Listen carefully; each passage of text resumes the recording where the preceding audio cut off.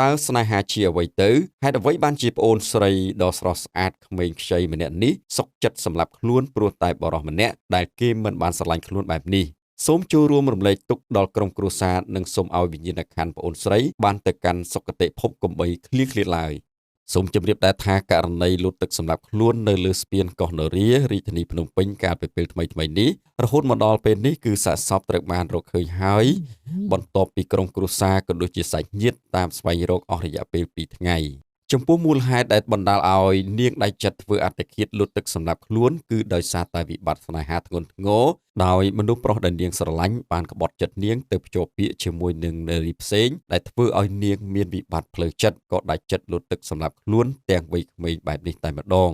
បាទនេះគឺជាព័ត៌មានក៏ដូចជាសារមួយសម្រាប់ចែករំលែកទៅដល់បងប្អូនយុវតីទាំងអស់កុំឆាប់គិតខ្លីពេកព្រោះតែរឿងស្នេហាព្រោះតែប្រុសសាវ៉ាហ៊ានបញ្ចប់ជីវិតខ្លួនឯងទាំងវ័យក្មេងបែបនេះ